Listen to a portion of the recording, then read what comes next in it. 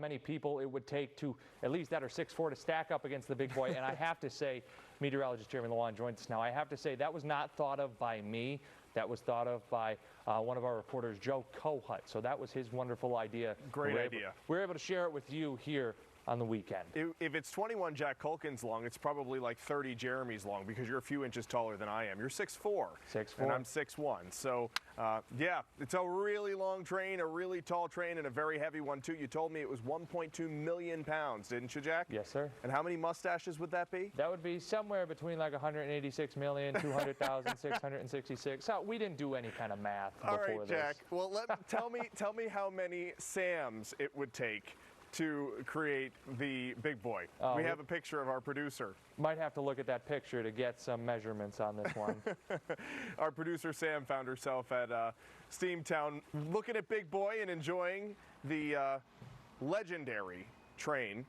And I was there too Friday at noon or so. It was really amazing, and I'm glad Sam got to appreciate it, and I'm sure a lot of our viewers have seen it, whether when it was going over the viaduct up in Tuckanuck or down at Steamtown. Really awesome, and I think it would take a lot more Sams to make that train than it would both me and Jack. Sam, how tall are you? 5'7", she says. I'm glad it's not 6'7". There's Sam. We love seeing her down at Steamtown. And here's a live view over the past hour of Wilkes-Barre. Really beautiful day. But notice how those clouds are starting to fill in higher up in the atmosphere. Those are cirrus clouds, and those are indicative of changing weather. When you start to see cirrus clouds really high up, filling in, that's ahead of rain. And yes, we are going to get substantial rain tomorrow.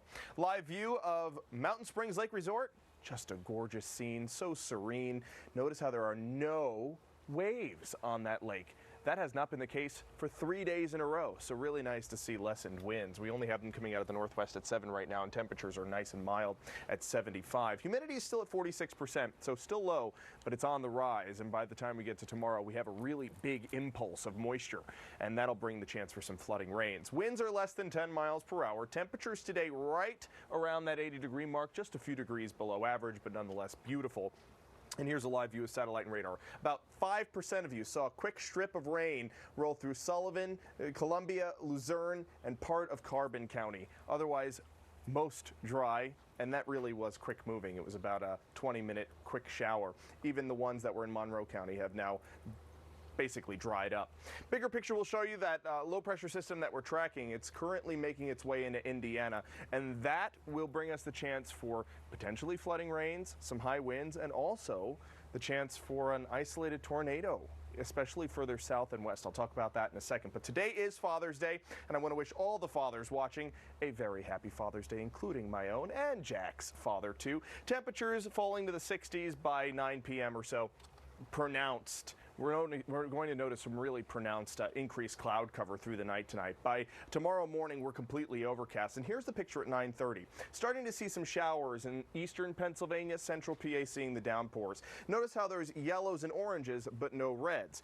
As it makes its way towards the east, the line starts to organize itself, and we do see the chance for some heavy downpours, especially in eastern Pennsylvania, some high winds, and the potential for a quick, brief spin-up tornado in some spots of southeastern parts of our viewing area. So places like Milford and Stroudsburg should be on high alert tomorrow. But we're done by 4:30 or so. And then throughout the night, it's just cloudy. And we clear out the clouds finally by noontime on Tuesday. Rainfall amounts are really impressive. Could be over an inch, maybe even over an inch and a half. If we pick up 1.56 inches in Scranton, that'll be more than we've seen so far all month. So the ground is really dry, and that increases the flooding threat, because if it's not ready to soak in all the rain, it could cause ponding. So right now we're in that level 1 out of 5 risk of severe weather. Further towards our south is a level 2 out of 5 risk, but that could shift further into our region. And the main threat, flooding, but high winds and maybe even isolated tornadoes are not out of the question. There are your sunset times. Wow, it is just great to see now that we are officially into summer. Sunsets are not before 8:30 all the way for the next month. There's your 7-day forecast. We have temperatures right about the 80-degree mark.